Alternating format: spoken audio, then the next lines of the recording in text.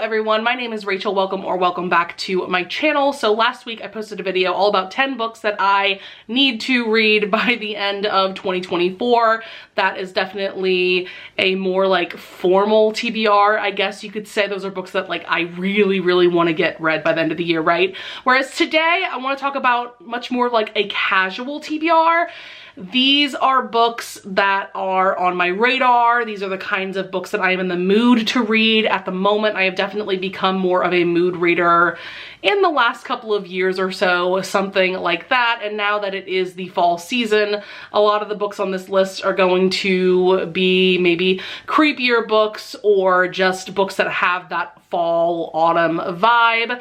So without further ado, let's go ahead and get on into this list. A lot of these books are books that I do not own physically, and a lot of these books are also available via Kindle Unlimited, just an FYI. So the first 5 books that I want to talk about are books that I borrowed off of Kindle Unlimited over a year ago. These books have been sitting on my Kindle Unlimited borrowed list for way too long, and they all just sound really good, and I have no excuse for not reading them, especially because I think all of these books I also already bought the audiobook for, so like, Rachel, what are you doing? First I have Bonded by Thorns. I think this is by Elizabeth Helen, and this is a Why Choose fantasy romance that is definitely Beauty and the Beast inspired. From what I can recall, I believe this centers around our Belle character, and she finds herself at this castle where there are 4 princes, and then there is going to be a 5th man involved in this romance, in this relationship, who is like the villain of the story, and that sounds so intriguing to me. I'm definitely someone, I'm not the biggest fan of Why Choose romances. If you don't know what those are, by the way, they used to be referred to as reverse harem romances, where we have one female character and multiple male characters, and she ends up with all of them by the end. But for some reason, yeah, I'm just like not the biggest fan of them, but I have enjoyed most of the ones that I have read. I actually have another Why Choose romance on this TBR that I might as well talk about now. That is Donna Flames by Tessa Hale. So this is the 3rd and final book in her, I forget what the series is called, but it's probably on this cover. But this is a Why Choose Dragon Shifter fantasy romance series, and I have genuinely enjoyed both books 1 and 2. We have our main character Hayden. She starts going to college at this really small school, and she meets these 5 men, and she starts to have feelings for all of them, and it turns out that they are in their own like dragon horde or coven, you know, something like that, where they all have a bond with each other, and they've been waiting all of their lives for their female mate, and it turns out that Hayden is their mate. So this is just a really good time. Both books that I've read so far ended on a huge cliffhanger, so I am probably gonna jump into this one really soon. Also, the audiobooks were only like 6 hours long, so I know I'll fly through this one for sure.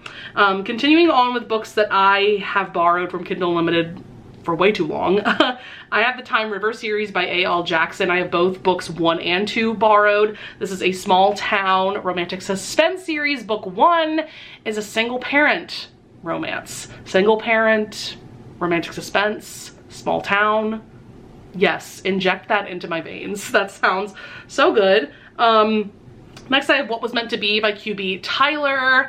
I have really enjoyed QB Tyler's books in the past, but for some reason I just haven't picked up any of her books in like well over a year, but this one sounds really good. It's a second chance romance. We have our main character, and I believe the hero is her dad's best friend, and they had a secret affair some years before he broke it off.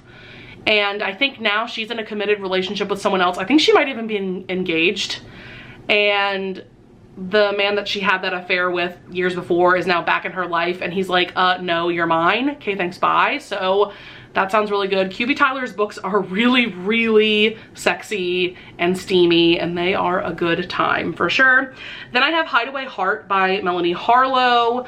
From what I can recall, this is a small town bodyguard romance, and I believe the heroine is a celebrity.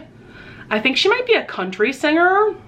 I can't quite remember, but I do remember that it's a bodyguard romance, and I am trash for bodyguard romances, so yes please. And then another book that I borrowed from KU, I want to say more than like a year and a half ago. Like, this book has really been sitting on my Kindle. This is Company of Fiends by Catherine Moon. This is a continuation of her Paranormal Why Choose series. This is also a historical series. I did really enjoy book one. Can't tell you the title because I can't think of it at the moment, but I did genuinely enjoy that one, especially because each of the men in that relationship were like a different type of paranormal creature. From what I can recall of this story, the heroine is a part of this theater troupe that we learn about in book one, and like that just sounded really cool and interesting and sexy and fun, and so I am very intrigued about this book. But this is also a very long book. The audiobook is like 19 hours, so I know that's why I haven't read this book yet, because that is very long for an audiobook for sure. Next up, this kind of has a similar premise actually to Hideway Heart. This is Wild Eyes by Elsie Silver. I did read Wild Love, which is book one of the series. I did not love it. I gave it 3 stars, which is the lowest rating that I have ever given an Elsie Silver book. Yeah, like that book had really good ingredients, but the result was just not it for me, and not up to par in my opinion with everything else that I've read by Elsie Silver. I've read almost all of the books in her Chestnut Spring series, and I gave all the books that I've read in that series 5 stars. So my bar is pretty high when it comes to Elsie Silver. However, all of that to say, this is a series of connected standalones that center around single fathers. So they're single dad romances. This one reminds me of Hideway Heart in that the heroine in this one is a country singer who is just trying to get away from it all, get away from the spotlight. And West is our hero who we met in book one, and I really love his character. He's gonna be one of those heroes that's just like very flirty, very irreverent, but like I said, he is also a single father, and we met his 2 kids in Wild Love, and they were just so cute and so adorable. So yeah, I have a feeling that I'm gonna love this book just as much as all of my friends have been loving it. Then I have some like horror thrillery books. Some of these are on KU, some of them are not. We have The Housemade Secret by Frida McFadden. This one is on Kindle Unlimited. This one is the continuation of the Housemade series. I believe there's 3 books in the series. I read The Housemade back in August, and I really enjoyed it. I gave it like 4.5 stars. I just thought that it was, you know, a really fast-paced, fun thriller. I did guess the plot twist very early on in the book, but I didn't even care because I was just so entertained. So I'm very interested to see like what this series is. Like, are we just following the same main character as she finds jobs in different households? Like, what exactly is this? I'm very intrigued about that. We also have The Family Experiment by John Mars. I am a huge fan of John Mars. He writes speculative thrillers, and they all take place in the same world. His books definitely give me Black Mirror vibes because we're dealing with futuristic technology and how it can go wrong. And this one is about, I believe, like AI children. Like, this is a service for couples that are not able to have biological children of their own, and so like you can adopt a digital child, essentially. From what I vaguely remember from the synopsis, it sounds really interesting, but also very strange for sure. I have 2 horror novels that I'm excited about. Incidents Around the House by Josh Mallerman. I have read 2 of his books in the past, gave both of them 5 stars, so I'm very much excited about this one. This one seems to be about like a paranormal creature, monster of some kind that is terrorizing a family. Your classic horror story. And then we have How to Sell a Haunted House by Grady Hendrix. I've read 2 of his books as well, and I really enjoyed both of them. My personal favorite of his is The Southern Book Club's Guide to Slaying Vampires. I think that Grady Hendrix brings something unique to the horror genre, and that like I really like his sense of humor, but his books are still genuinely scary and horrifying as well. It's an interesting balance that I feel he strikes very well. This one is about a brother and a sister whose either both of their parents have passed away recently or just their mother has passed away, and so now they are trying to sell their mother's house, but their mother was like really obsessed with puppets, and these puppets may or may not come to life and be like really creepy and scary, and I have a feeling that that alone is going to be both really hilarious and really horrifying, so very intrigued for sure. Then I also have Listen for the Lie. I cannot remember who the author is, but this one's really interesting because the main character, like, she may or may not have committed this murder. Like, she genuinely can't remember, apparently.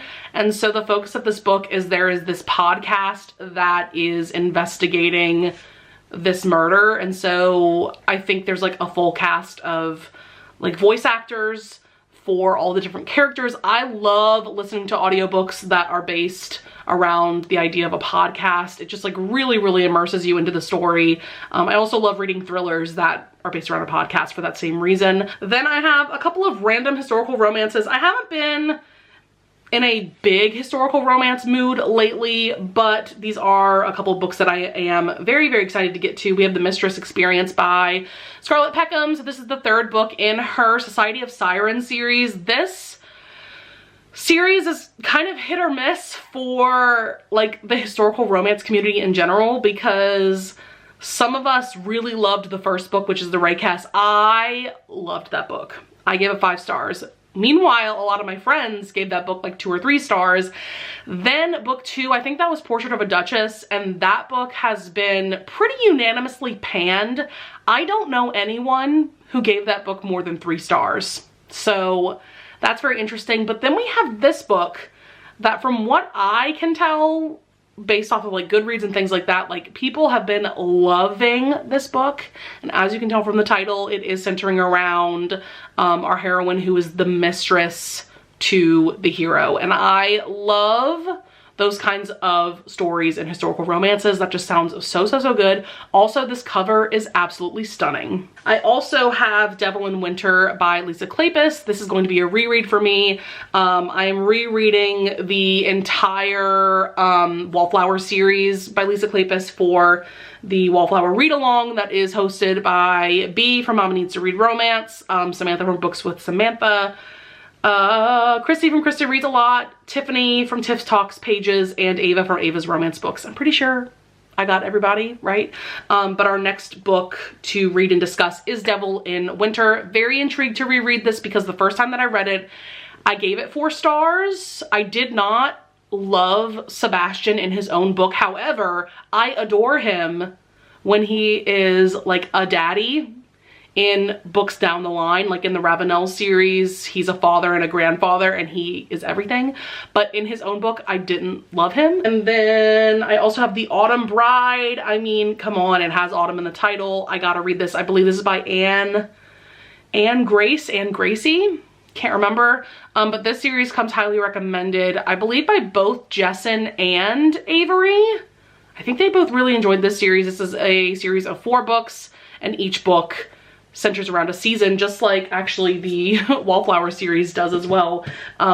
So book 1 is The Autumn Bride, and I'm very excited to jump into this series by a brand new author to me anyways. And then last but not least, I don't think I have any other historical romances. Yeah, that's it. This is Gothic historical romance specifically. This is His Dark Kiss by Eve Silver. So this is the second book in her series of Gothic historical romances. They're all standalones. You definitely don't need to read the series in order. However, I've just been doing that because the synopses sound so good. I actually read Dark Desires, which is book 1 of this series, earlier this month, and I really, really loved it. It was actually almost a 5-star for me. Loved it, loved it, loved it. That one gave me vibes of Stalking Jack the Ripper, actually. It centers around this doctor and our heroine who ends up being his assistant, and it was just like the epitome of Gothic romance. It was so, so good.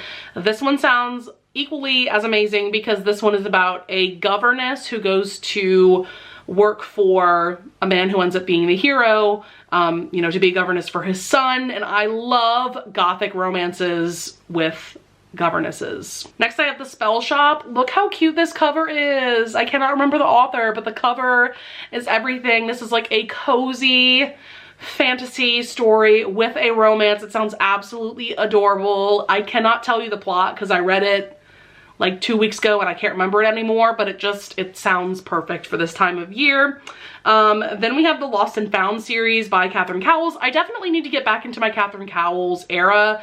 I have now read 2 of her series, but the last book that I read by her, I did not really like all that much. I think I gave it like 2 or 3 stars, did not love it. So ever since then, I haven't been or felt like motivated to pick up her books. However, the Lost and Found series, I've heard nothing but amazing things about. So I am really, really looking forward to trying this series out. She writes romantic suspense, like small town romantic suspense. By the way, Haunted Ever After by Jen DeLuca. I have read a few of Jen DeLuca's stories, mainly her Renaissance Fair romance series. Loved book 1 of that series, Well Met. I gave that book 5 stars. Just had a very unique feel to it. I loved the idea of there, you know, being a contemporary romance in the setting of a Renaissance fair. So adorable. But this one is more of like a paranormal-y, like maybe it's paranormal, we don't really know, kind of romance. And it centers around this house that I believe the heroine is now living in that may or may not be haunted. Something like that. I know that there are ghosts involved some way, somehow. And I've heard pretty good things about this. Like I said, I am a fan of Jen DeLuca, so I hope that I enjoy this one. We have Love and Other Conspiracies. This one, first of all, the cover, you guys, is everything. And I think this is about the hero. He does like web series and podcasts and things like that about like cryptids and paranormal creatures, and I think our heroine ends up involved in his latest series, and so they are just investigating Bigfoot together basically and falling in love, and like this cover just makes me so happy. So cute. Then we have The Pumpkin Spice Cafe by Lori Gilmore. I feel like this has become like the classic fall small town romance at this point. I think this blew up on TikTok, and I actually have the ebook for this borrowed from my library already, so this one I will be reading really soon. I don't have really high expectations for this one. I haven't heard like the most amazing things about this book. However, the vibes of the cover alone look immaculate, and I'm sure it's gonna be really cute. Next we have Dear Grumpy Boss by Julia Wolf. I am getting into my Julia Wolf era. Very excited about this because Jen from the book Refuge, who is one of my bookish friends, she absolutely adores Julia Wolf's romances, and so I'm very excited to finally give this author a chance. It sounds like she mainly writes billionaire, office, workplace romances, as you can tell from the title alone of this book. But yeah, I've just heard nothing but phenomenal things about her books. Very excited. I also have Still Beating by Jennifer Hartman. You guys, how have I not read this book yet? I bought the audiobook like years ago at this point. Like, what am I doing? This is like the epitome of dark romance for sure. From what I understand, the hero and heroine, they get kidnapped. But before they get kidnapped, their relationship is already kind of weird because like the hero is engaged to the heroine's sister, I think, and like they've just always been at odds, but they get kidnapped. Lots of really dark things happen to them. Apparently they have to do like unspeakable things to each other while they are kidnapped, and so they get out of that situation, but they find that they just cannot give each other up, essentially. And so it's their romance, and yeah, I feel like that book is gonna break me, but I need to read it. I need to read it. Then I have a lot of paranormal romances and like fantasy romances on here. I really want to read Peaches and Honey. Don't know the author's name now that I'm thinking about it. Like, that is the theme of this video. I do not know the author's names, and that is my bad, sorry. But this, from what I understand, has a similar premise to The Invisible Life of Addie LaRue. And I'm very excited about this because this is more of a romance story than Addie LaRue. Addie LaRue, if you don't know, is more of just an adult fantasy. There was a romance in that story, but I really didn't love that romance. I thought it was just lackluster, and this book just sounds more up my alley in general, even though I loved Addie LaRue. I gave that book 5 stars as well. But this one is definitely more of a romance, specifically with this god who makes our main character immortal. It's their romance. Whereas with Addie LaRue, she does have a relationship with the being who made her immortal, but it's definitely like toxic and kind of weird and not okay.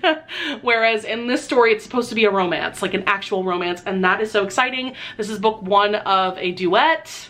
So it just sounds really good, and this cover is absolutely stunning in my opinion. Love it.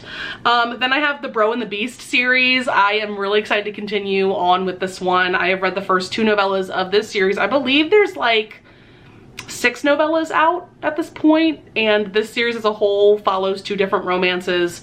The first romance that we are following is Brad. He's the epitome of a frat bro, and he ends up in the middle of an Omegaverse shifter romance that his brother was reading. And the wolf shifter hero of that book, Raoul, ends up falling for Brad instead of the original main character of that book. And things get even more complicated when both Brad and Raoul thought that they were straight. So like, what is happening? But this is so funny. I love Brad, our main character in particular, because like his quips are so hilarious. The way that he reacts to this situation that he's now in, it's so good. This definitely has a unique feel to it. I love stories like this where the main character ends up in the middle of a book. You know, it's just such a fun premise. Then I have Stalked by the Kraken by Lillian Lark. You guys, I finally read Tangled Wires by Lillian Lark a couple weeks ago, something like that, and like, oh my god, I loved that so much. It is like the perfect science fiction romance. It has like Black Mirror vibes, so much angst, but it's also just a beautiful emotional romance, and it's very sexy. It's like everything that you could want from a romance. And now I'm obsessed with Lillian Lark, so I need to read all of her other books. It seems like she writes more like paranormal romances, whereas like I said, that was sci-fi. And so I'm really excited to start with Stalked by the Kraken. I don't know the premise of this now that I'm thinking about it, but yeah, like I said, I'm obsessed with Lillian Lark now, and so I just need to dive into her other books. I also really want to dive into the Wayward children's series by Shawnee McGuire. I actually read the first 3 books of this series years ago. I want to say like 2019, like it's been a long time. This is a series of like portal fantasy novellas, and I think we're up to like book 9 at this point, but when I started the series, I think there were only like 4 books were out. But this is a really cool and interesting series. It does teeter the edge of like YA versus adult, in my opinion. I feel like a variety of ages could read this series and get something out of it, but it does center around characters that are young adult ages. And so each story centers around a different character and a different fantasy world that they find themselves in through this portal. I am a huge fan of Shawnee McGuire. I haven't read all of her backlist, and I definitely need to remedy that. Then I do have a couple of like dark fantasy romance books and series on my TBR. I would love to read the Book of Azrael. I've heard nothing but amazing things about this book in this series. When I read the synopsis, I was hooked. I can't tell you what that synopsis is because I've already forgotten it, but when I read it, I loved it. And then the Lady of Darkness series by Melissa K. Rorich. This series sounds good because it definitely gives me vibes of Throne of Glass, and people that I follow have also compared this to Throne of Glass. I do remember the synopsis of book 1 being about an assassin, so that's always going to make me think of Selena Sardathian from Throne of Glass. And it also reminds a lot of readers of that series because it ends up being multi-POV. We, you know, get a larger cast of characters, things like that. And I have heard this author's writing compared to Sarah J. Maas, so I'm just very intrigued. And I've heard nothing but amazing things about her second series that follows the events of this one. Then I have a few more books that I own physically. Oh my god, I am so excited about my Vampire Plus One by Jenna Levine. I read book 1 of this series, which is My Roommate is a Vampire, last year. Absolutely loved it, gave it 5 stars. This one is following Reginald, pictured here, who was like a menace to society in book 1, and his like fake dating romance with our heroine Amelia. I'm sold. This cover is adorable. And then I'm really excited about Grimstone by Sophie Lark. Look at these sprayed edges. Beautiful. This cover is everything. It is giving all of the gothic romance vibes. Yes, please. Thank you. This one I think is a vampire romance. It's about our main character, Remy. Her fiance cheated on her, and the moldering mansion she inherited from her uncle might just be haunted. So she's flipping the mansion, and she ends up getting blackmailed by Dane Covett, the dangerously hot doctor next door, and Grimstone's most eligible bachelor, if you can ignore the fact that everyone in town thinks he murdered his wife. Okay, Jane Eyre. No, that's giving more Rebecca vibes. Not Jane Eyre, but yeah. That sounds amazing. And then I have some books and series that I really want to reread. Like, who knows if this is going to happen. As you can tell, there are just way too many books on this TBR, but I really want to reread the first few volumes of Fullmetal Alchemist. I really loved the first few volumes of this series. I do remember, I think I got to like volume 9, but I do remember like the last couple of volumes that I had read I didn't love as much as the other volumes, so I think that just discouraged me from picking up the rest of the series. However, I love the Elric brothers with my heart and soul. Like, I just need to jump back into their story. It's amazing. It's incredible. It has like a steampunk vibe to it. Good times. Then I also want to reread like all of the Rochelle Mead books. Oh my god, I love Rochelle Mead. I really want to reread Vampire Academy. Like, this is just a vibe. This is like one of the classic YA paranormal series with some really great romances, some drama. Definitely reads like a CW drama in a lot of ways. But yeah, like it's so good. Definitely one of my favorite YA series. I also adore the Bloodline series, which is the follow-up to Vampire Academy. And then I would love to reread the Succubus Blue series by Rochelle Mead. This is her adult paranormal romance series that involves a succubus, and her love interest is a human, and so it's forbidden because of that. And like, the vibes are just immaculate. This has like a really fun sarcastic sense of humor to it. The characters are really fun. The final book like broke me. I was like a sobbing mess by the end of it. Like, oh my god, just like so amazing. Plus, I was talking about this series in my fall reading guide video that I came out with a couple weeks ago. I'll link that up in the cards above if you are interested. And so because I was talking about this series, now I need to read it. And then finally, last but certainly not least, I am dying to reread the Diviner series by Libba Bray. This is a YA paranormal historical fiction series that is just top notch. It takes place in the 1920s in New York City. Our cast of main characters is phenomenal. There's also some great LGBTQ plus representation, as well as characters of different ethnicities and backgrounds, and this is just so interesting. We've got paranormal things going on. There's also some interesting like science fiction things happening. And yeah, like it's just one of the best series I've ever read, and I desperately need to reread it. This is literally the perfect time of year to read this series. It's amazing. Also, the audiobooks, top notch. All right, that is it for all the books that are currently on my radar for the next few months or so. Kind of like my fall and winter TBR. We'll see how many of these books I end up reading. But yeah, with all that being said, definitely leave a comment down below if you want to tell me about books that you're planning on reading this fall or this winter. If there are any books on this list that you think I should prioritize and read first, definitely let me know. And with all that being said, I will see you guys in the next video. Bye!